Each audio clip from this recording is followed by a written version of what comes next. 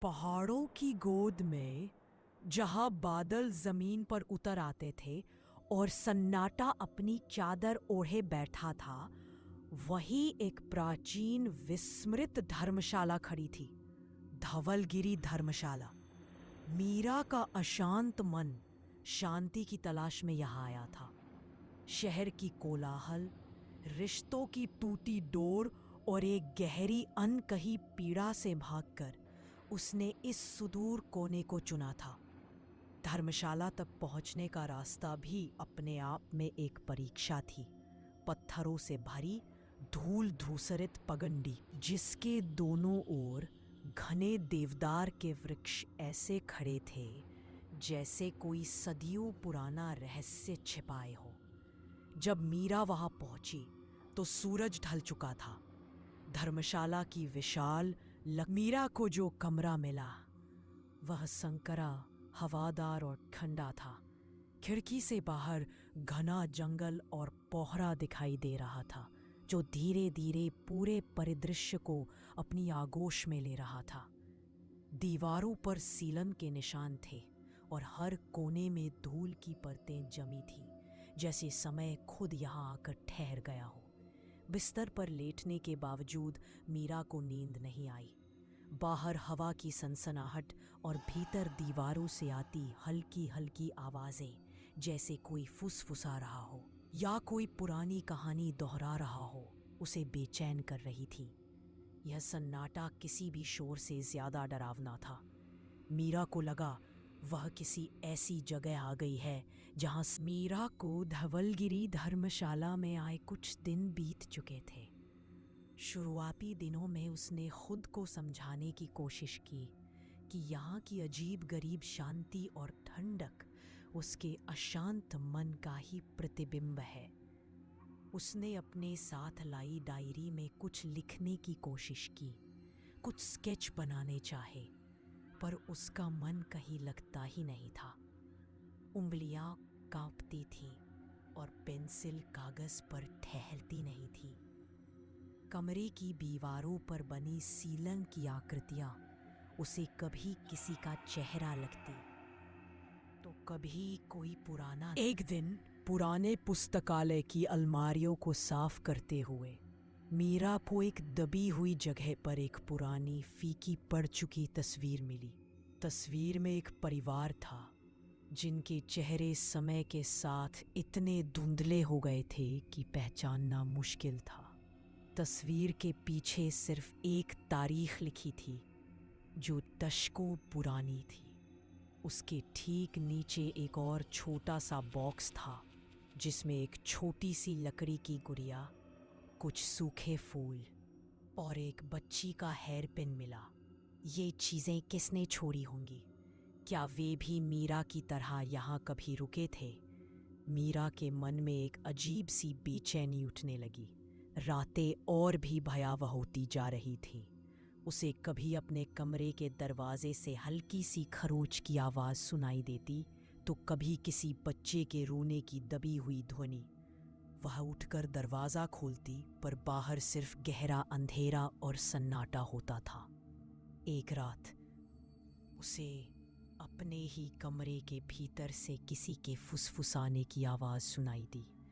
आवाज़ इतनी धीमी थी कि वह शब्दों को समझ नहीं पाई, लेकिन उसे लगा जैसे वह आवाज़ उसे ही कुछ कहने की कोशिश कर रही है। मीरा ने हिम्मत करके आवाज़ की दिशा में टॉर्च घुमाई, पर वहाँ कुछ नहीं था सिवाय ठंडी खाली हवा के।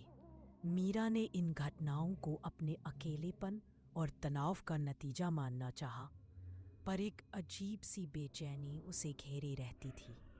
उसे अपने अतीत की घटनाएं भी अब धुंधली लगने लगी थी, जैसे कोई अदृश्य हाथ उसकी यादों से पन्ने फाड़ रहा हो। उसकी अपनी पहचान, उसका नाम, उसका परिवार, सब कुछ एक धुंध में लिपटा महसूस होने लगा। एक दिन जब वह अपने कमरे से बाहर निकली तो उसे लगा जैसे उसने एक दरवाज़ा खुला छोड़ दिया था, पर वह बंद था। अगले ही पल उसे लगा जैसे उसने अपने ही हाथ में रखी किताब को दूसरे कमरे में देखा। भ्रम या कुछ और? धर्मशाला का वृद्ध रखवाला उसे कभी कभी दूर से देखता। उसकी आंखों में एक अजीब सी खालीपन होता था। वह कभी मीरा से बात नहीं करता था, सिर्फ खामोशी से अपने काम करता रहता था। जैसे वह मीरा ने उसे पुकारा, पर उसने कोई प्रतिक्रिया नहीं दी। बस एक पल को उसकी ओर देखा और फिर अंधेरे में विलीन हो गया। मीरा को लगा यह जगह सिर्फ पुरानी नहीं थी, यह जीवित थी, और वो धीरे धीरे मीरा को अपनी आगोश में ले रही थी। दिन हफ्तों में बदल गए और धर्मशाला की खामोशी मीरा के लिए एक चीख में तब्दील हो गई।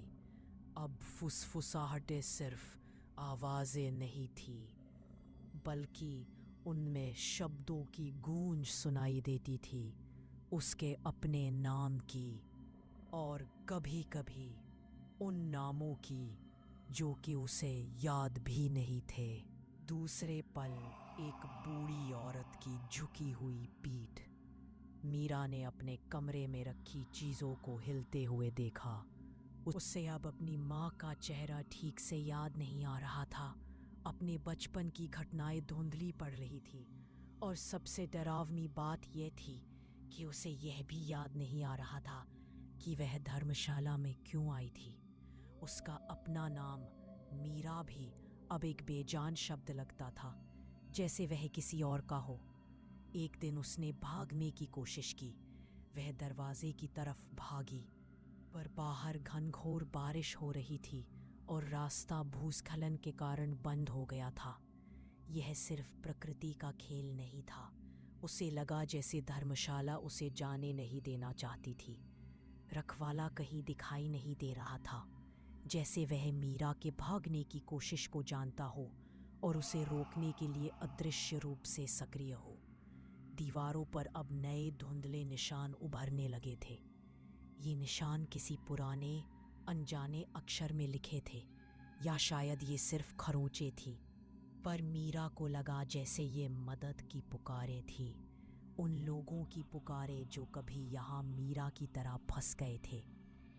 एक रात जब वह गलियारे में खड़ी थी, उसने एक और कमरे में अपने आप को देखा। वह कमरा खाली था, लेकिन दरवाजे से झांकने पर उसे अपनी ही परछाई दिखाई दी, जो उसके अपने कपड़ों में नहीं थी, बल्कि एक पुराने फीके रंग की साड़ी पहने हुए थी, और उसके बाल खुले थे।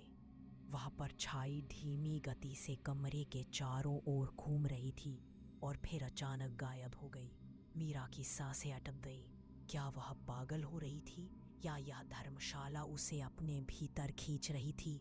मीरा को अब यह एहसास होने लगा था कि धर्मशाला सिर्फ उसे डरा नहीं रही थी, बल्कि वह उसकी पहचान, उसके अस्तित्व को धीरे धीरे निगल रही थी।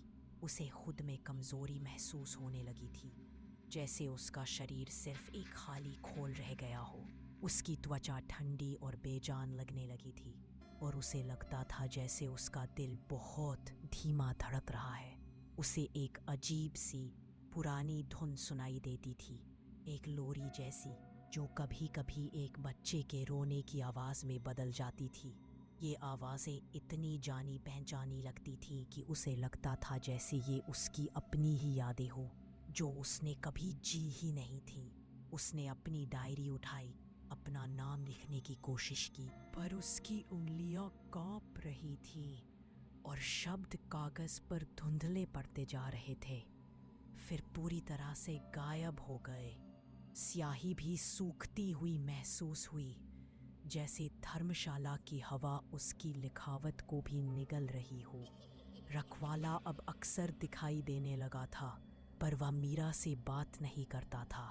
वह बस उसे देखता था। उसकी आंखों में एक अजीब सी उदासी और ज्ञान का मिश्रण होता था। एक रात मीरा ने उसे दरवाजे के पास खड़े होकर दीवारों से बात करते सुना। वह धीमी बुदबुदाती आवाज में कह रहा था, और एक और, इसकी यादें मीठी हैं, यह जगह भूखी है। मीरा का पूरा शरीर थरथरा उठा। उसे समझ आ गया था कि यह धूल सिर्फ धूल नहीं थी, यह अस्तित्व के कण थे, बिखरी हुई पहचानें जो यहाँ की हवा में तैर रही थी।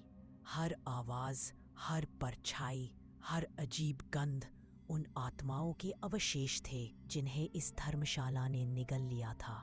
वह एक पिंजरे में फंस चुकी थी, और इस पिंजरे की खामोशी अब चीख में बदल रही थी। जो मीरा का अस्तित्व अब एक धागे पे लटका था जो कभी भी टूट सकता था।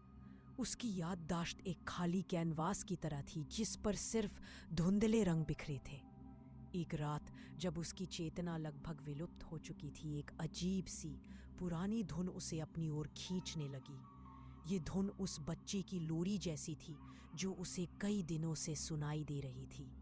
वह बेहोशी की हालत में धर्मशाला के सबसे पुराने बंद पड़े हिस्से की ओर बढ़ने लगी।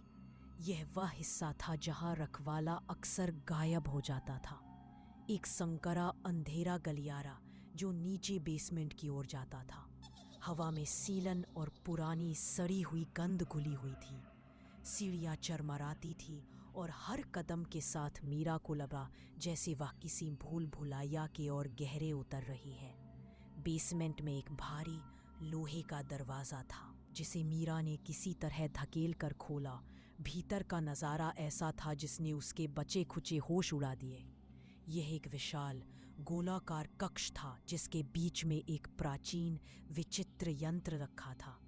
यह यंत्र पत्थरों और धातु से बना था जिस पर अजीबोगरीब प्रतीक खुदे हुए थे, और उससे एक धीमी गुनगुनाती हुई अशुभ ऊर्जा निकल रही थी। यह धर्मशाला का दिल था। दीवारों पर मीरा ने देखा सैकड़ों पुरानी पत्रिकाएं, फीकी पड़ चुकी तस्वीरें और पहचान पत्रों पर नाम भी अस्पष्ट थे। यहीं पर मीरा को रखवाला दिखाई दिया। वह यंत्र के पास खड़ा था। उसकी आंखें अब पूरी तरह से खाली थीं, जैसे उसने अपनी सारी भावनाएं खो दी हो।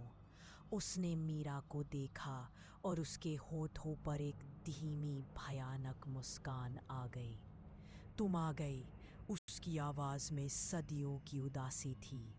तुम अपनी यादों से भाग रही थी। यह जगह भूखी है मीरा।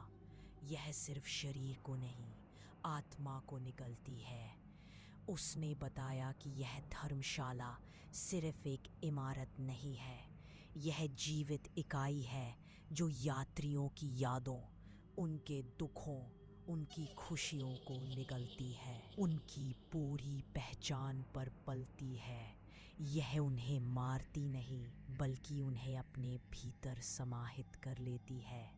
जितने लोग यहाँ अपनी पहचान खोते हैं, यह उतनी ही शक्तिशाली होती जाती है। रखवाला खुद भी एक समय में यहीं फंसा था। उसने अपनी पहचान खो दी थी और अब वह इस जगह का सेवक बन गया था, इसकी अनंत भूख को शांत करने वाला। उसने बताया कि वह मीरा की पीड़ा, उसकी खोई हुई यादों को देख सकता था, और इसी कारण वह इस जगह के लिए एक आदर्श शिकार थी। मीरा ने दीवार पर लगी एक तस्वीर उठाई। उस तस्वीर में वह खुद थी, उसके आने से कुछ दिन पहले की तस्वीर, लेकिन अब उसका चेहरा भी धुंधला पड़ रहा था। उसके बाल और आंखें अस्पष्ट होती जा रही थी। मीरा को एहसास हुआ कि वह भूतिया नहीं थी, वह खुद भूत बन रही थी। इस धर्मशाला का एक और अंश, उसकी अनंत भूख का एक नया शिकार। मीरा की चेतना का अंतिम अंश बुझ रहा था, जैसे टिमटिमाती लौ अचानक हवा के एक झोंके से शांत हो जाए। एक अजीब सी भयानक शांति उसके ऊपर छा गई। अब कोई डर नहीं था, कोई पीड़ा नहीं थी, क्योंकि अब मीरा थी ही नहीं, वह बस एक खाली खोल थी जो उसे अपने भीतर पूरी तरह से समाहित कर रही थी। रखवाला यंत्र के पास खड़ा, उसके नीचे पुराने गिर जाती थी।